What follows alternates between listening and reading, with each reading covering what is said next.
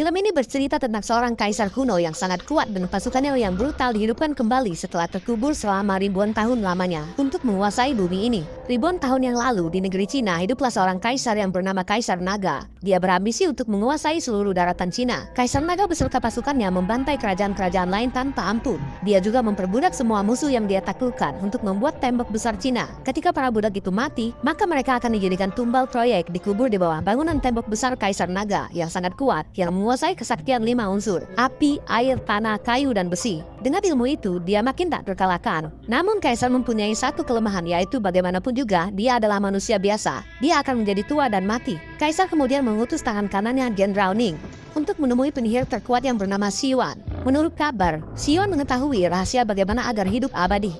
Singkat cerita, Jenderal Ming berhasil menghadap Xiwan menghadap ke istana. Setelah melihat kecantikan Xiwan, Kaisar pun langsung jatuh cinta kepadanya. Kaisar berkata, jika Xiwan mau membantunya menjadi abadi, dia akan menjadikan Xiwan sebagai permaisurinya. Jenderal Ming berhasil membawa Xiwan menghadap ke istana. Setelah melihat kecantikan Xiwan, Kaisar pun langsung jatuh cinta kepadanya. Kaisar berkata, jika Xiwan mau membantunya menjadi abadi, dia akan menjadikan Xiwan sebagai permaisurinya. Xiwan kemudian menjawab kalau dia tidak mempunyai ilmu tentang hidup abadi, namun dia tahu di mana bisa menemukannya. Kaisar pun menyuruh Jenderal Ming untuk menghantar Xiwan mencari rahasia hidup abadi. Kaisar menyuruh Ming menjaga Xiwan karena Xiwan adalah calon permaisuri kerajaan. Jenderal Ming dan Xiwan kemudian pergi ke sebuah perpustakaan besar kuno yang ada di dalam sebuah biara. Namun seiring berjalannya waktu, Jenderal Ming dan Xiwan saling jatuh cinta. Mereka terlibat cinta lokasi selama di perjalanan. Singkat cerita, mereka berdua kembali ke istana. Xiwan melaporkan kalau dia kini bisa membuat Kaisar hidup abadi. Namun syaratnya, Xiwan meminta agar bisa dinikahkan dengan Jenderal Ming. Kaisar pun menyanggupi hal itu.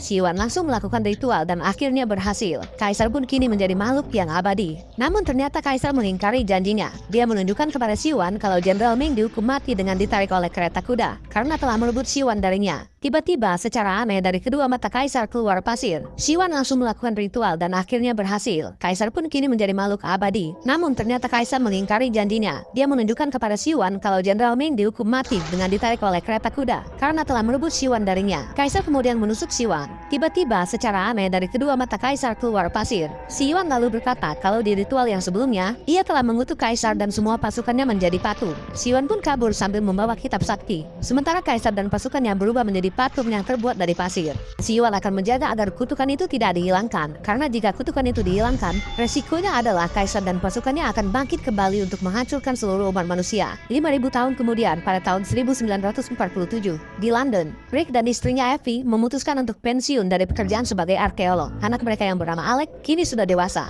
Rick dan Effie mengira kalau Alex sedang sibuk kuliah, padahal kenyataannya Alex saat